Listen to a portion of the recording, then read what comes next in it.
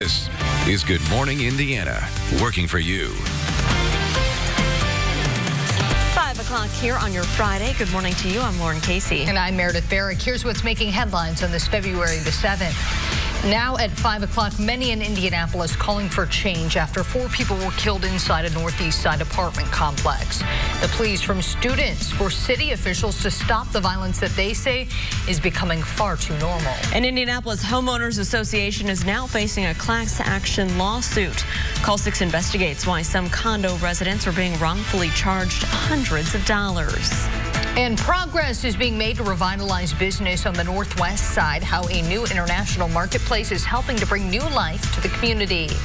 It is 5 o'clock here on your Friday. We need to get a check of our Storm Team 6 forecast. That's right. There were a few flurries coming when I was coming into work, Todd. What can folks expect though as they head out this morning? You know, that's basically it. A few flurries, nothing more than that. Nothing that's really going to cause too much in the way of any issues here throughout the course of your morning commute. But the roads are pretty damp out there, and there are a lot of salt on the roads that I saw here coming in through at least downtown Indianapolis. So it's not in the question. There could be a few slick spots, but as you look at Storm Team 6 radar, a few flurries here near Muncie and a few south of Richmond, and that is just about it. And these will rotate through from time to time throughout the day today. So really almost at any point throughout the day, don't be shocked if you see a flurry or two, but we're never going to get into any substantial snow across the area throughout the day today. All that steady precipitation is moving off to the east, but there is still another little clipper system off to our west. That is going to arrive tomorrow. So there's still a very winter-like feel to this forecast with numerous opportunities for a little bit of snow here and there,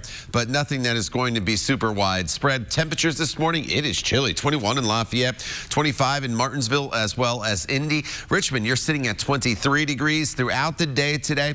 We are looking at temperatures that won't really move a whole lot, only back up a little bit above freezing, 34, 35 degrees with those mostly cloudy skies and a few snow showers. Tomorrow morning, though, if you do have plans that includes traveling, there could be some accumulation across the area. More on that coming up in just a few minutes. Lauren. All right, Todd, thanks so much. Here is a look right now at your traffic now map. Right around the metro area, everything's moving along pretty well, as you can see.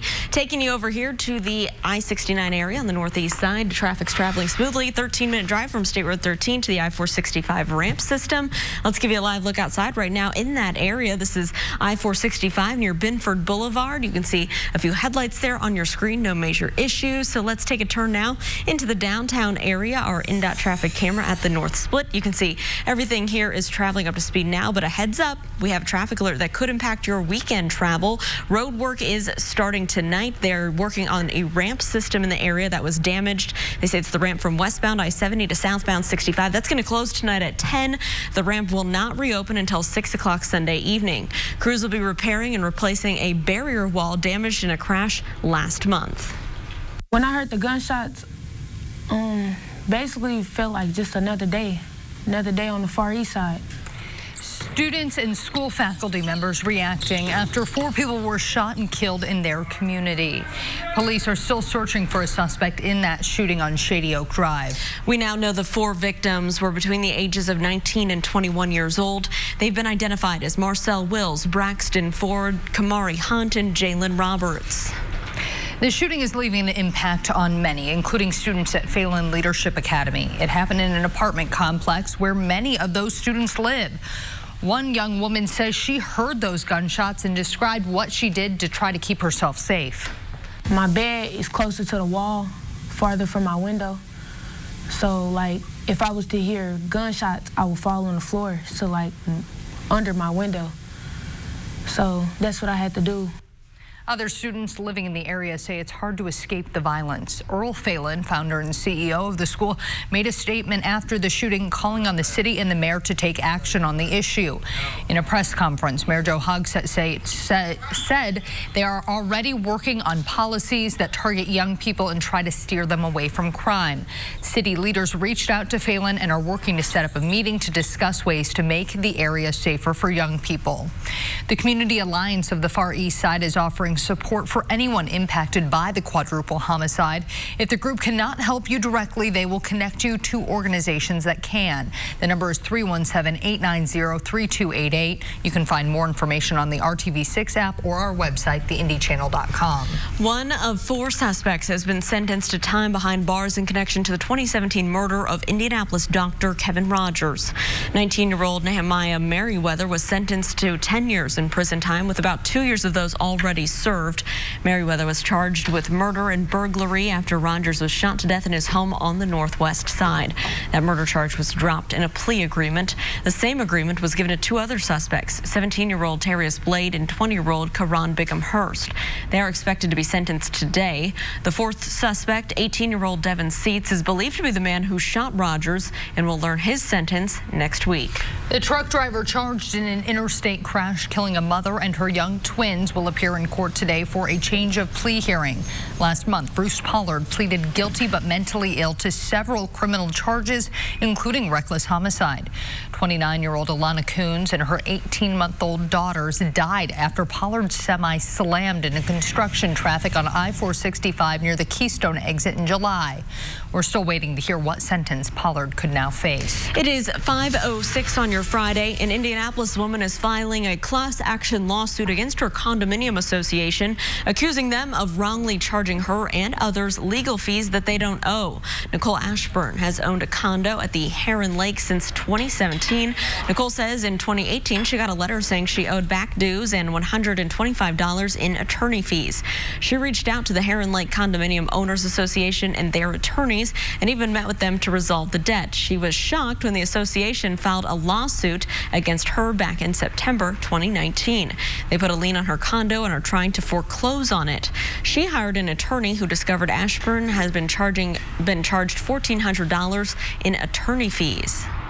I'm sure it's had to have happened to other people. If it happened to me and I'm trying to make do the right thing to settle it, it can happen to anyone. Well, Nicole says legal charges were racked up before the condo association filed suit against her, which she says is a violation of the association's bylaws. She filed a class action lawsuit on January 28th against Heron Lake, accusing them of breach of contract, fraud, and deception. The lawsuit seeks refunds for homeowners who are wrongly paid legal fees and asks the court to stop Heron Lake from this practice. A 2.5-mile area on the city's northwest side is gaining national attention and drawing people from across the country to Indianapolis. The International Marketplace is home to hundreds of businesses that give you the opportunity to travel the world without leaving Indianapolis. Our Kelsey Anderson joins us live this morning to tell us more about this unique area of town. Kelsey, good morning. Hey, good morning, Meredith. So you can tell you're in the International Marketplace when the light and utility poles start looking like this. They're all painted to represent flags from different countries around the world. The International Marketplace is home to more than 100 ethnic restaurants, 40 markets, and more than 900 businesses. And the people in this community collectively speak more than 80 different languages. The International Marketplace Coalition Director Mary Clark says this small little corner of Indianapolis can take you around the world. In one block, you can go to China, Peru, Greece, Ethiopia. You can go to Guatemala. Where do you want to go in one block right here in Indianapolis? Continuing to grow, the coalition is currently working on plans to open what they're calling the International Marketplace Global Village Welcome Center. It will have an event space, dance studio, media center, banquet space, and a museum. So coming up in the next half hour, I visited one of the many restaurants in this area on one of their unique lunch tours that they do bi-weekly. We'll have more on that coming up, but for now, I'll send it back to you guys in the studio. Sounds good. Thank you, Kelsey. Well, an Indianapolis landmark needs a little bit of work. The Ayers clock will undergo a second round of repairs to be restored so it can last for future generations. The first round took place back in 2016.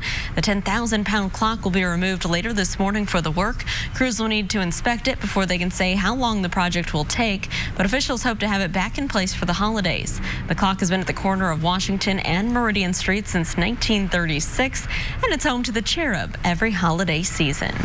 Here at 5:09, as people are heading out the door, Todd, what do they need to know? You just need to bundle up. You saw the wind wind blowing Kelsey's hair when she was outside there. It's cold and it's breezy, and we have temperatures that are sitting in the 20s no matter where you go this morning, with a few flurries as well across parts of central Indiana. So you'll see a few flakes. Really shouldn't hamper the morning commute, though. I think the bigger story, just these temperatures and wind chill values that are down into the teens. So grab the heavier coat, the hat, and the gloves as you walk out the door this morning. The more vigorous snow showers are on the eastern side of this state, and as these rotate through, once you get towards Richmond and down towards Greensburg and Connorsville, there could be some minor accumulation, but everything you see to the north from Peru and then off towards the west is just a couple flakes here and there. But we're going to maintain the threat of snow in this forecast today. It's just a spotty flurry or two. Once we get into the day tomorrow, we'll have the potential for some minor accumulation across the area as a quick little clipper system slides through the area. So for some of you, your Saturday morning's going to get off to a little bit of a snowy start. Highs today will be in the 30s anywhere you go, just a couple degrees below normal. But with the breeze that'll be out there, it's going to feel more like the mid to upper 20s. Yeah. We'll talk about that snow for tomorrow coming up in just a few minutes. Todd, thank you. Now that the Iowa caucus is complete, Democratic presidential candidates have their eyes set on New Hampshire. Coming up, the change one candidate is making before tonight's debate and the next round of primary. And a federal law is now in effect, removing some e-cigarette products from store shelves. Still ahead, the steps the FDA is taking to make sure the new law is followed immediately. And here's a live look right now at your commute on the west side, I-465 at Sam Jones Expressway. Lots of headlights out there already early this morning, traveling smoothly northbound and southbound there on 465. We'll continue to keep our eyes on your roadways this Friday morning. Stick around. We'll be right back. Days from 4:30 to 7. After the results from the Iowa caucus, Democratic presidential candidate Andrew Yang is making campaign cuts. The businessman fired several staffers, including his national political director. The campaign's manager says winding down Iowa operations is a normal part of the plan. Former South Bend Mayor Pete Buttigieg and Bernie Sanders took the top two spots, with Yang far behind, only earning 1% of Iowa's delegates. The Democratic National Committee has since called for a full recanvass of the results after a technical issue delayed the reports. Now candidates are focused on the New Hampshire primary, which begins Tuesday. It's 5:14. Before that primary, 7 Democratic candidates will meet for a debate tonight in New Hampshire. Here at this time, there's a brand new way to watch the debate. Pete Buttigieg, Bernie Sanders, Elizabeth Warren, Joe Biden, Amy Klobuchar, Tom Steyer, and Andrew Yang will all participate. The debate will air right here on RTV6 from 8 to 11 tonight. It will also be streamed on Hulu. Previous 2020 debates were also live streamed, but only on networks that aired them. Earlier this week, Apple TV also announced a partnership with ABC News and the Democratic Party to air the debate and the election coverage. Certain e-cigarettes are now supposed to be off store shelves. Fruit and other sweet-flavored cartridges like Juul are no longer legal to sell anywhere. Those were the products determined to be most popular with children. Some anti-smoking advocates claim the policy didn't go far enough because it didn't include menthol and other e-cigarette products. The FDA says enforcement is starting immediately on the banned e-cigarette products. If we see for any of the products or flavors like menthol that remain on the market, if we see that there's targeting or marketing of kids with those products, if we see that kids are getting easy access to those products, we will take action. They will be inspecting manufacturers and going into stores. Anyone that sees these types of products for sale can report it on the tobacco section website of the FDA, and they will investigate. It's 5:16. Deadly storms devastating parts of the southeast with destructive winds and flooding. One person was killed, another injured after state officials say a tornado hit Alabama. It caused damage to multiple mobile homes, leaving behind debris. Severe flooding also resulted from the storms, with many roads covered in water in Birmingham. More storms in the south uprooted trees, and in Georgia and in Tennessee, one woman died after a tree fell on a van carrying 7 people. Multiple people had to be rescued after flash flooding in those areas. Back here at home, Todd, a much calmer sight, but we do have some snow flurries out there this morning. You know, that was a massive storm system across the country. We were on the cold side of it, and that's why we dealt with some snow, but we missed out on the heaviest of the precipitation as well. So while you have some minor accumulation, and we had a little bit of ice the other night, but yeah, nothing like all the devastation down to our south into the southeast. Outside right now, a few flurries across parts of the area. Temperatures, though, in the 20s. It is cold anywhere you go. 25 in Indy, 27 in Bloomington, 22 in Crawfordsville, 23 as you make your way up into the Tipton area, and a pair of 2s over to the east in Richmond. And it's in eastern locations, as you see on Storm Team 6 radar, that we have some snow showers from Muncie down towards Greensburg, south of Richmond, a few snow showers as well. And these could put down some minor accumulations across parts of eastern Indiana. And we're talking about the potential of maybe just a coating, not so much on the pavement, but maybe on the rooftops across the area.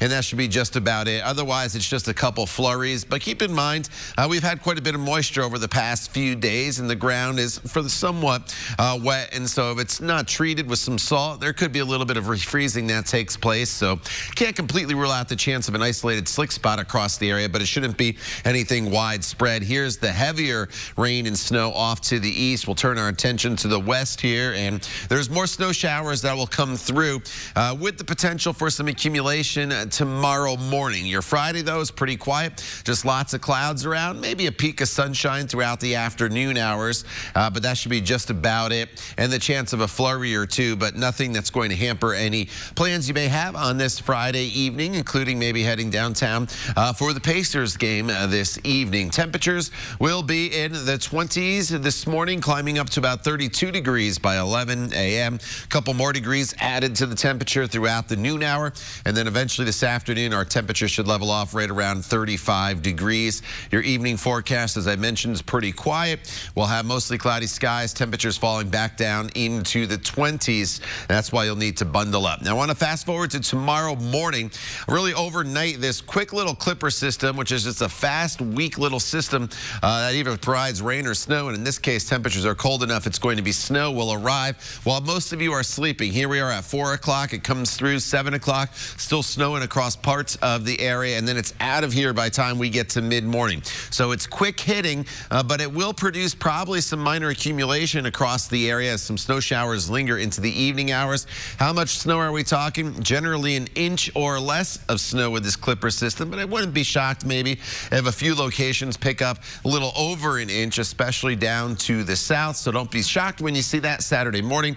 Then rain showers move in on Sunday as this overall weather pattern, Lauren, remains very active. All right, Todd, thanks so much. Here is a live look right now at your commute in the downtown area.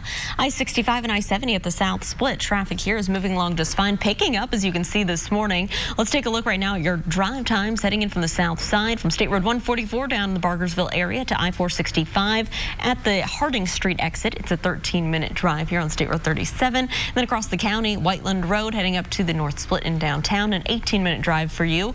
No problems there to slow you down. So let's take a look right now. I-70 and east of County Road 400 west. You can see traffic there is moving along up to speed, both eastbound and westbound. No delays to slow you down. The Bill and Melinda Gates Foundation has promised to give up to $100 million to help contain the Wuhan coronavirus outbreak. The organization is giving $20 million to groups like the CDC and the World Health Organization. In a statement, the foundation said it would target the donations to efforts focused on detection and developing a vaccine. They're also funding research into better patient treatment options.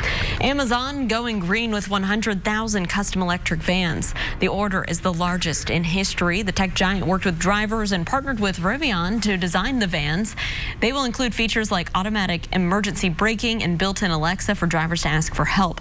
Amazon expects to start using the vans next year and be using all 100,000 by 2030. Netflix is giving you more control over what you watch on its platform. The company announced on Twitter that it is allowing viewers to disable its preview autoplay. That's when you log on to Netflix and a featured program immediately starts playing.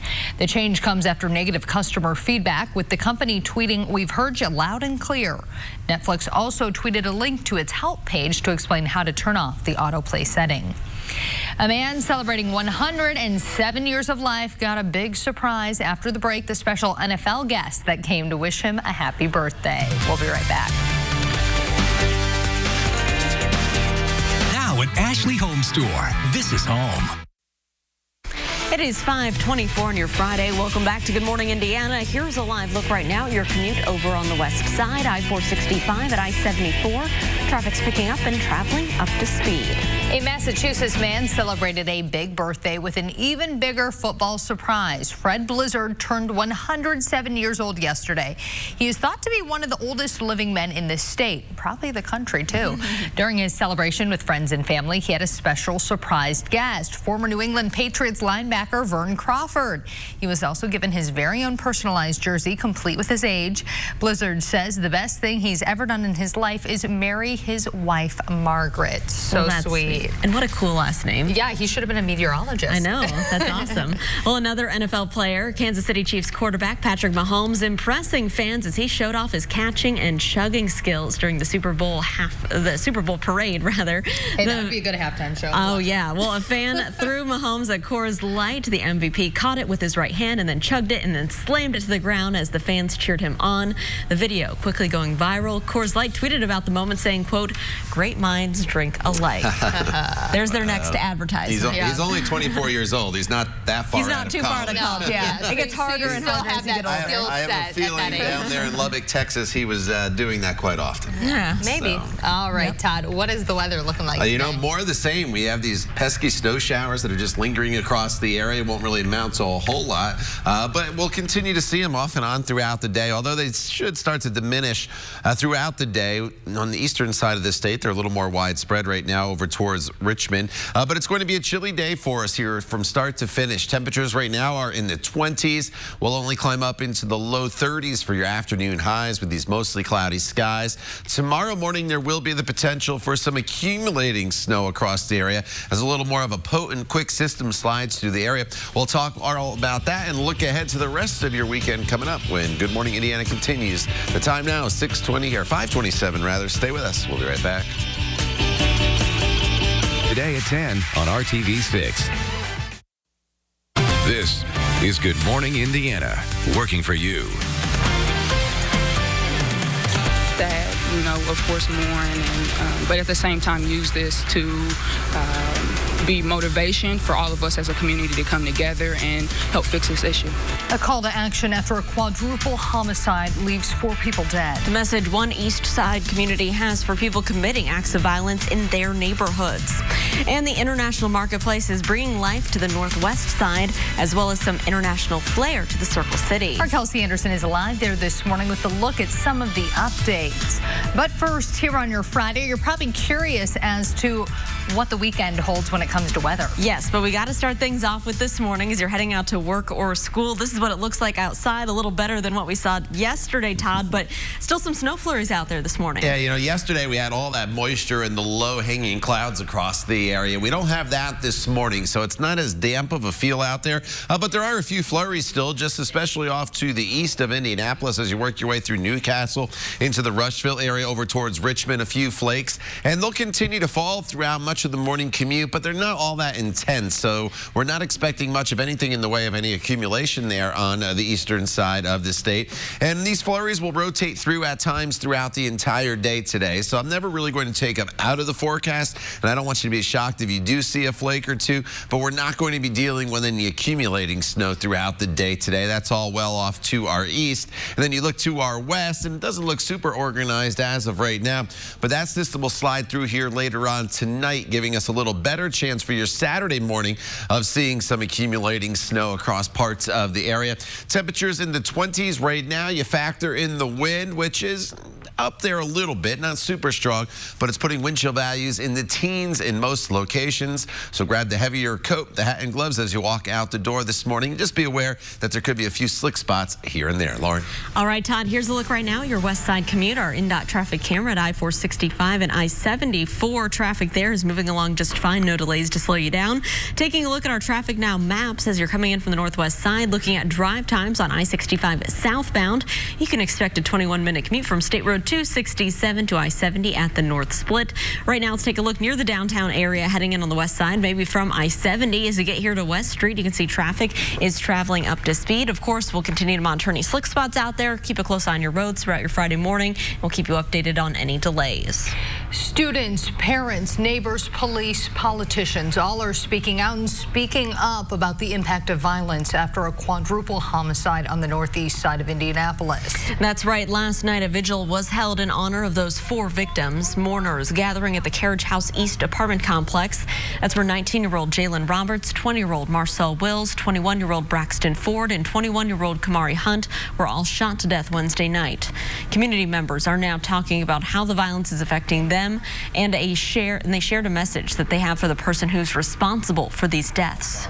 A lot of kids that live in Carmel and a lot of kids that live in other areas, it's not normal to them, so it shouldn't be normal to us. It's never too late to turn yourself in. It's never too late to do the right thing. We've all made mistakes. We've all done things that we are not proud of. But the best thing that we can do is take ownership and responsibility for the things that we have done. Police have not released any information about what may have led up to the violence or potential suspect information. We are covering every angle of the tragic killing of those 4 young adults on our website. You can see what we know about this case, more about the victims, what the community is saying, our homicide map, and where you can get help. Again, that is all on the IndyChannel.com. And we're looking into the numbers. There have already been 24 homicides in Indianapolis just in the first 5 weeks of this year. Here's what we're learning. Most of the people being killed are between the ages of 21 and 30, but that's not all. There are 2 homicide victims between the ages of 11 and 20. Bottom line is young people in our neighborhoods are dying, and we want to make sure you know what's going on in your own neighborhood. Right now on the RTV6 app and the IndyChannel.com, we have a breakdown of where all the homicides in Indianapolis are happening. We show you the location down to the street, so take a look at that.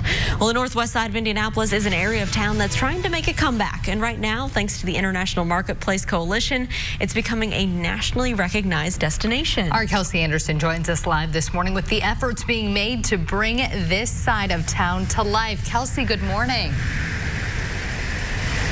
Hey, good morning, Meredith and Lauren. So have you 2 ever wanted to visit China, Greece, or Peru? What if I told you could visit all of those places in one day right here in the International Marketplace?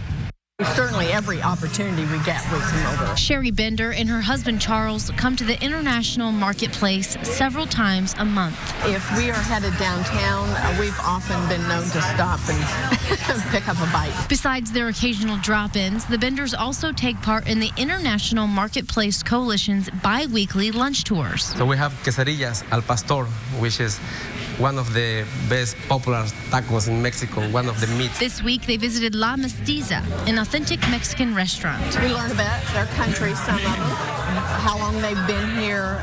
Most of these are smaller restaurants, and so they're family-owned. It's no secret this area of town was becoming blighted, but Bender says that's changing. It's building back up rapidly, and due to Mary Clark, I think.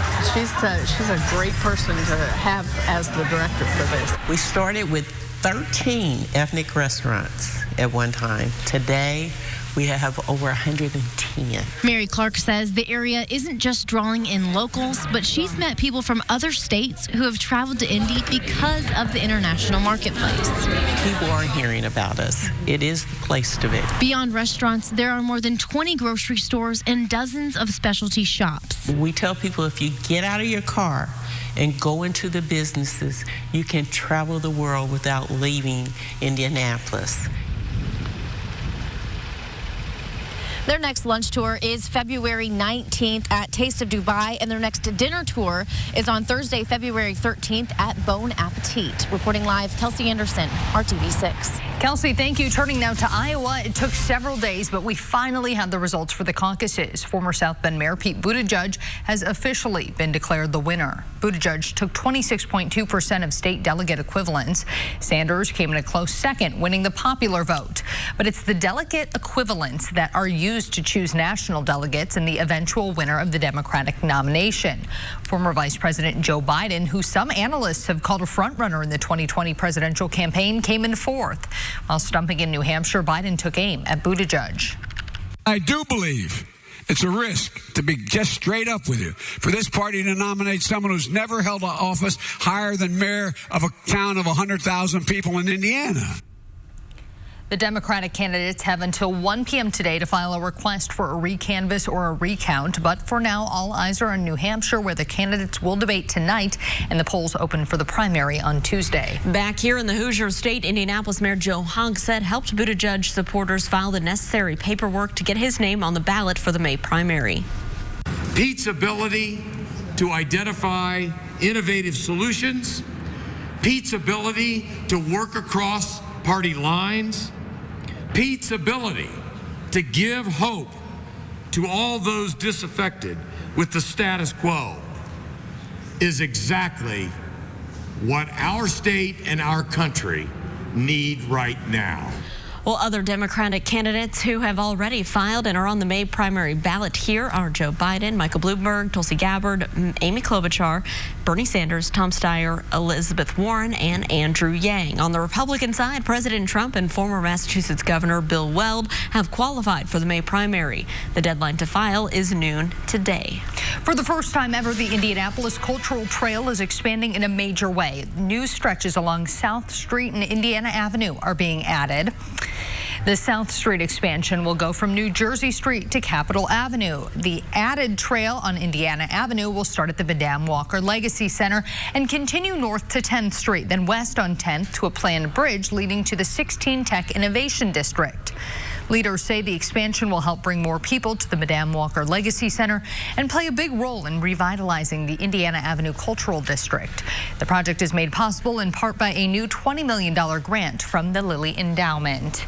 All right, Todd, if people are thinking of taking a stroll down the Cultural Trail today, what can they expect? You know, they just need to bundle up. There's no doubt about it from start to finish throughout the day today. Temperatures are going to barely get above freezing. So whether you're walking the Cultural Trail or you're walking your kids off to the bus stop this morning, the temperatures are in the 20s in most locations all across the area, with skies that are mostly cloudy, and there's the chance of a few flakes in your neighborhood this afternoon and this morning as well. But other than that, we are going to be in okay shape today. It's overall a pretty quiet day of weather for us, with your high temperature getting up to 35 degrees, although with the wind today, that 35 is going to feel more like about 25 throughout the afternoon hours.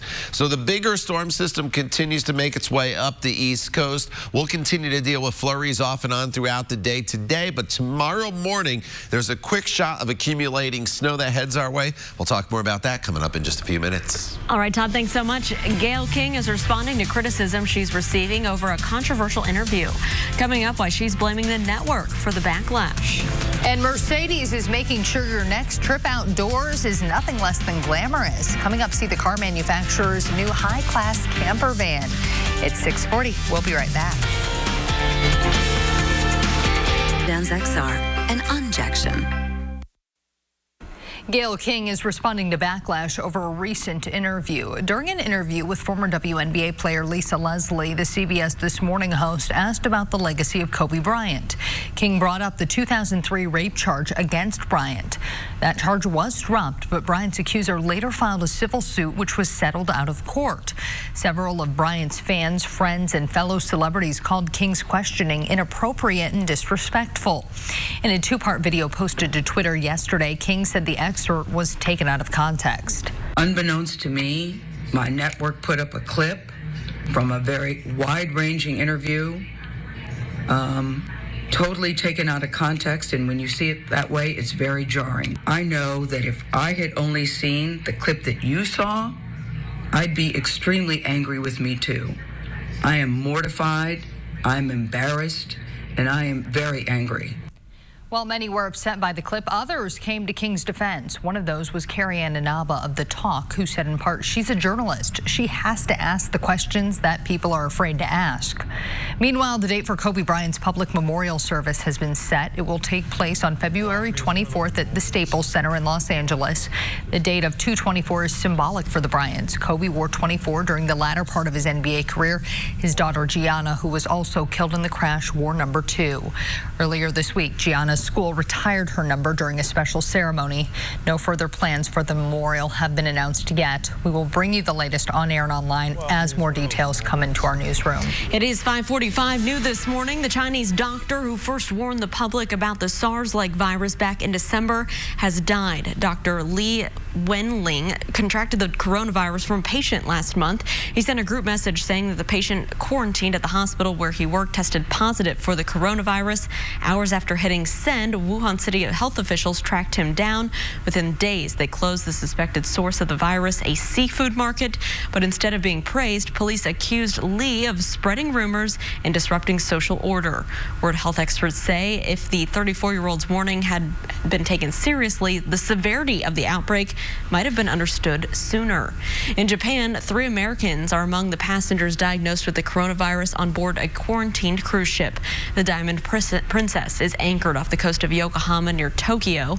More than 1,000 crew members are on board with 2,066 passengers, including 428 Americans. Health officials say that the sick passengers were taken off the ship and transported to local hospitals. As of today, 61 people on the now quarantined ship have been diagnosed with the Wuhan coronavirus. Firefighters battling Australia's devastating wildfires are getting some help from the weather. Heavy rains in New South Wales knocked out about a third of the fires in just one day. Crews have been fighting the devastating fires for months now. Officials say there are now just 42 active wildfires compared to 62 on Wednesday. 17 of those are still not contained. Here at home in central Indiana, meteorologist Todd Clausen is taking a look at our forecast. Yeah, as you walk out the door this morning, it's one of the colder mornings that we've seen so far this week. And there's a few flurries here or there, but when you look at downtown off to the west, you can see way off into the distance, and that means their visibility not an issue this morning. We don't have any fog. We don't have any of those low-hanging clouds across the area. So it's just an overcast sky and chilly temperatures. We sit at 25 degrees right now.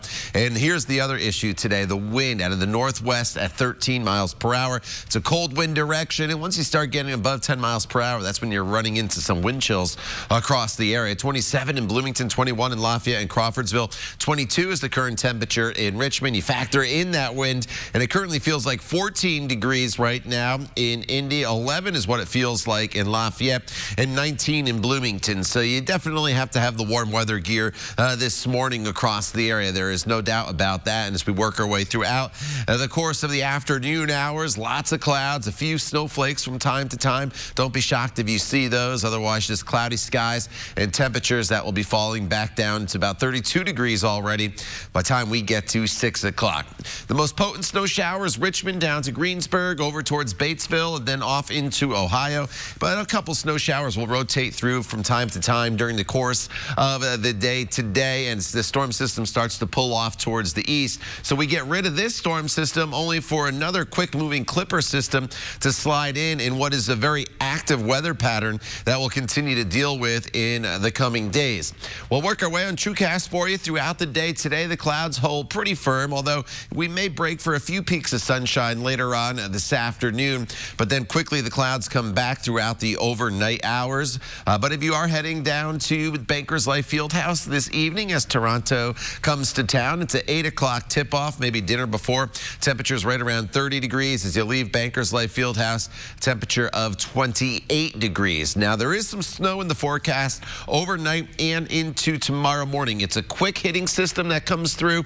It starts before most of you wake up in the morning, or it starts, I guess, better way to put it is before sunrise. And then as we work our way throughout the morning hours, it pushes off to the east very quick. By 10, 11 o'clock, it is off into Ohio, but we could see a quick inch of snow throughout the morning hours tomorrow. Keep that in mind if you are traveling. Then warmer with rain showers in the forecast for Sunday and Monday. Lauren. All right, Todd, thanks so much. Here is a look at drive times right now for your commute on the west side coming in on eastbound I-70. You shouldn't have any problems from Ronald Reagan Parkway near the airport to I-65 at the south split. It's just a 12-minute drive, so that is normal. Let's take you up to the north side, give you a live look at I-465 over White River. You can see traffic there is moving along smoothly, both eastbound and westbound. We'll continue to keep an eye out for any crashes or delays, and of course, we'll keep you updated. A new software issue has been discovered on Boeing 737 MAX jets. The issue involves an indicator light staying on longer than intended.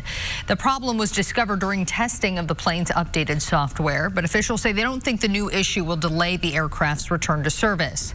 The 737 MAX has been grounded worldwide since last March following 2 deadly crashes that killed 346 people.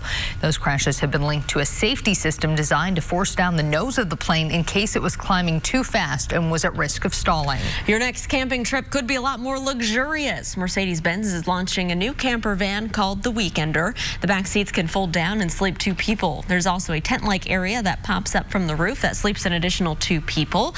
The van has an extra battery to power lights and devices. A pull-out kitchen and awning are added features to make the van a little more homey. Pre-orders of the Weekender start this spring. Prices start at around $70,000. The state of Indiana's oldest employee retires today. Coming up, why he stayed on the job so long and his advice for future generations. We'll be right back. Now at Ashley Home Store, this is home. It is 5:53. Here's a live look right now. Your commute to the north, I-65 at 30th Street. Traffic coming into the downtown area from I-65 is moving along just fine. No crashes, no delays right now around the metro area.